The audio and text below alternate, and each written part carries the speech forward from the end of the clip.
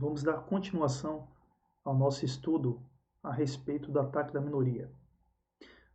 No vídeo de hoje, na nossa parte 2, nós vamos ver uma partida modelo jogada entre o campeão mundial Vasily Smyslov, da Rússia, contra Paul Keres, da Estônia. Vamos ver como Vasily Smyslov conduz esta partida a favor do ataque da minoria. Vamos ver o jogo. Ele começou com D4, Keres respondeu com D5, C4, E6, cavalo FC3, cavalo F6, bispo G5. E nós temos aqui o clássico gambito de dama. C6, E3, cavalo de BD7, CD5, gambito de dama recusado, variante das trocas. É D5, bispo em D3, bispo em E7, cavalo F3, roque, dama C2. Até o momento nós temos uma sequência de lances teóricos. Torre E8, roque por parte das brancas, cavalo F8. Cavalo F8 pode levar alguns planos, como a gente já viu no vídeo anterior, com a ideia de G6, cavalo E6, cavalo G7, bispo F5, propondo troca dos bispos de casas brancas, o bispo poderoso de D3 sendo trocado pelo bispo de C8, que vai F5. Também temos aqui o plano com G6 e o cavalo estando em BD7, cavalo H5, propondo a troca dos bispos de casas pretas, como vimos no jogo entre Jaime Sundy Neto e Guillermo Sopi. E aqui, Keres respondeu com cavalo F8, e a resposta foi torre de A, B1, obviamente com a ideia de B4, B5 por parte do Smyslov.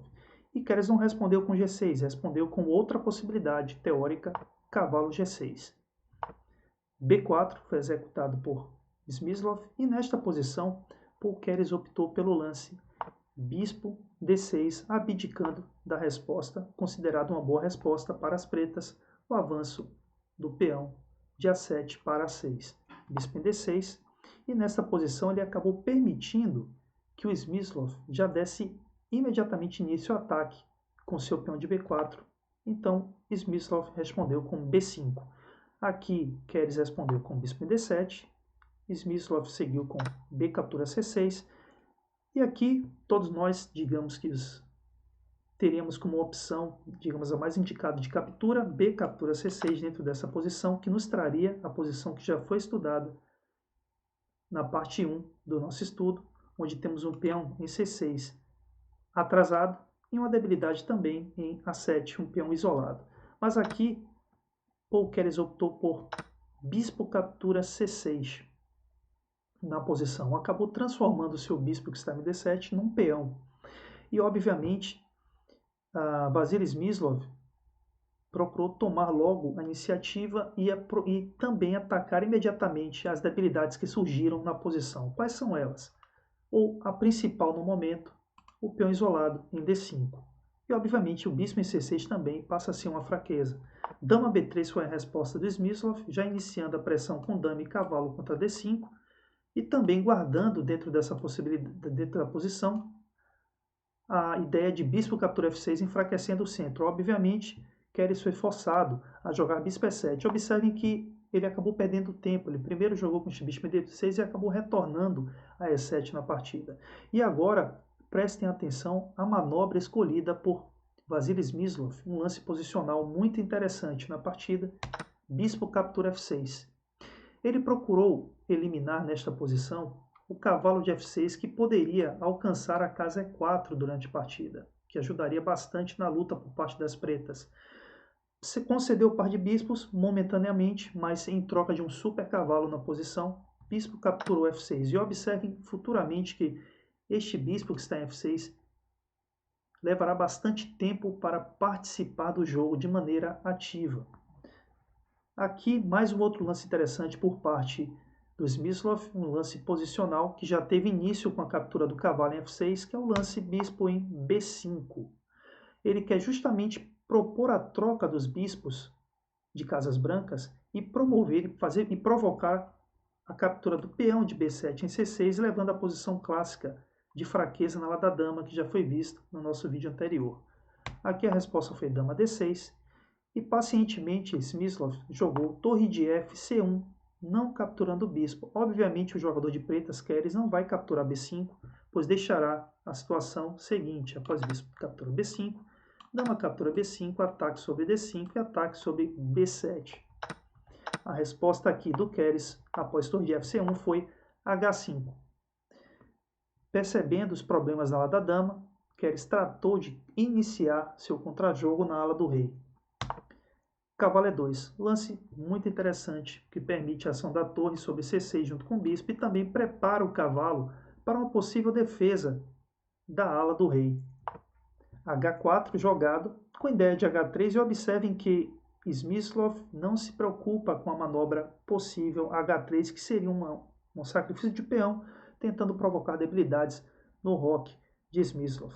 Por exemplo, ele seguiu naturalmente com bispo captura C6 na posição, BC6, dama A4. Observem agora que temos uma posição que já foi vista por nós, um peão débil em A7 e um peão débil em C6. Vamos lembrar um pouco do que foi feito por Keres. Ele jogou bispo em D6 e não jogou A6 como resposta a B4. Se vocês lembram bem, existe a necessidade de jogar A6 por parte das pretas para que justamente o peão de A das pretas possa ser trocado pelo peão de B de quem tem o ataque da minoria, para que justamente a debilidade do peão A, no caso o peão de A7, desapareça e fique apenas uma debilidade em C6. Obviamente é muito mais difícil jogar quando você tem duas debilidades e tendo que defender ambas as debilidades. Vocês vão ver aqui como o Smyslov vai explorar justamente o peão de C6 e o peão de A7. E aqui ele seguiu com, Keres seguiu com o cavalo E7, defendendo C6, torre B7, dando início não só ao controle da coluna B, mas também de uma pressão contra o peão de A7. E aqui foi jogado por Keres A5. Observem que se ele tentasse H3 neste momento, a resposta simples e boa seria G captura H3, já que este cavalo vai chegar a G3 defendendo o roque, e se dama E6, teríamos o simples rei G2 defendendo o peão. E notem que Paul Keres não tem ataque na ala do rei também, ou seja, o jogo está todo nas mãos de Vasily Smyslov. Obviamente, H3 não foi jogado, e aqui Keres respondeu com A5 defendendo seu peão. H3 jogado por Smyslov, obviamente paralisando o contrajogo das pretas na ala do rei. Torre de F, torre de E, B8 com o intuito de troca de torres na coluna B, digamos que reduzindo a força do controle nesta coluna. Obviamente foi jogado por Smyslov, torre de C, B1 na posição. Seguiu torre B7, e agora, se vocês observarem bem, neste momento temos uma torre de Keres passiva protegendo o peão de A5, o bispo em F6 sem grande ação na posição, e as pretas completamente atadas dentro dessa posição. E obviamente Keres precisa encontrar forma de contra-atacar. Ele resolve jogar C5 na posição, que praticamente promove a queda de um peão, já que nesta posição foi jogado torre em B5, com torre e dama pressionando A5, e torre e peão de D4 pressionando C5. Nesta situação, o Keres optou por CD4. Vocês poderiam perguntar por que não jogar C4 e ficar com o peão passado na coluna C? Seria facilmente defendido com, por exemplo, torre toma 5, dama toma 5. Notem que dama e cavalo conseguem parar o avanço deste peão e, ao mesmo tempo, a dama apoia o avanço do peão A.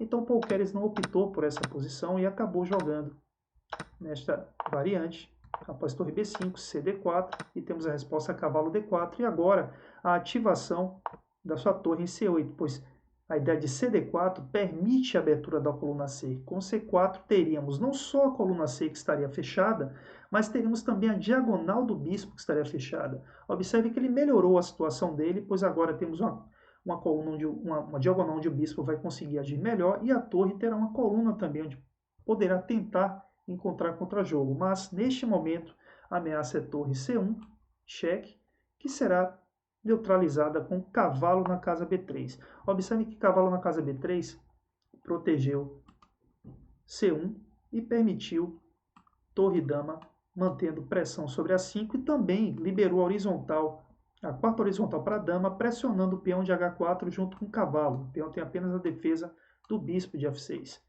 Nesta situação, Paul Kelly jogou o seguinte lance: bispo em C3. Obviamente, o cavalo não deve capturar agora A5, caso contrário, teremos bispo captura A5 e logo depois torre C1, que seria desastroso para Smyslov. Ele jogou de forma muito mais simples e aceitou a queda do peão por parte das pretas, do peão de H4 das pretas, que foi cedido, sacrificado por Paul Keres. Keres seguiu com torre C4 de forma ativa, continuando o ataque, e obviamente aqui Smyslov precisa encontrar a melhor jogada. E a melhor jogada para ele não foi, por exemplo, jogar dama G3. Se passou na cabeça de alguém essa possibilidade, ela não seria interessante devido a dama captura G3, F captura G3, e observem que agora teremos debilidades na posição de Smyslov. Smyslov aqui jogou um lance bastante interessante na posição, que foi o lance G4. Não só G4 protegeu a dama, como também concedeu a casa G2 para o rei, já que a diagonal B8, H2 está atacada pela dama, evitando assim ataques na primeira horizontal com torre. A4 atacando o cavalo de B3, cavalo de BD4, bispo captura D4, cavalo captura D4. Nesta posição, Keres respondeu com dama E5, por falta de boas jogadas. Cavalo F3, muito boa resposta por parte de Smyslov, pois a dama precisa manter controle da casa B8 devido à possibilidade de torre B8 por parte das brancas. Dama D6, torre A5, um lance muito interessante. Não só ameaça torre A8 cheque, como também mantém a ideia muito forte de cavalo G5 com pressão em H7 por parte da dama, também junto com o cavalo. Nesta posição, Paul Keres joga o lance torre C8, protegendo a oitava horizontal e concedendo a queda, permitindo a queda de mais um peão de A4. Agora nós temos Smyslov com 2 peões a mais. Observem que tanto o peão de C6 quanto o peão de A7 desapareceram no jogo. Cavalo G6, dama H5, mantendo a ideia de cavalo G5, dama F6 atacando o cavalo de F3, e aqui Smyslov joga tranquilo, dama F5, propondo troca de damas, que seria muito favorável, por exemplo, após dama captura F5, G captura F5, e se cavalo E7, teríamos aqui cavalo D4. Observem que a posição é totalmente favorável às brancas, que possuem aqui 2 peões a mais. Nesta situação, obviamente, Paul Keres não trocou as damas, jogou dama C6, atacando a torre de A4. A resposta de Smyslov foi torre A7, pressionando F7 com dama e torre. A resposta do Keres foi torre F8. E agora nós temos o ganho de mais um peão com torre na casa D7. O peão de D5 vai cair. D4, torre capturou D4. Torre A8 jogado por Keres, e agora A4. Smyslov jogou. E surpreendentemente ou não, nesta posição, o grande mestre Paul Keres abandonou o jogo. Claramente está em inferioridade, com 3 peões a menos e com poucas chances de resistir dentro dessa partida. Esta partida é um grande exemplo de como jogar contra as debilidades que surgem no ataque da minoria por parte do adversário. Observem que Keres abdicou da possibilidade de jogar A6 e acabou ficando com a debilidade em A7 e C6. E as habilidades foram muito bem exploradas por Vasily Smyslov. Espero que vocês deem continuação aos estudos dentro dessa estrutura e das outras que foram vistas. Por favor, deixem, se quiserem, obviamente, seus comentários e um like para dar um apoio ao nosso canal. Espero encontrar vocês no nosso próximo estudo. Até lá!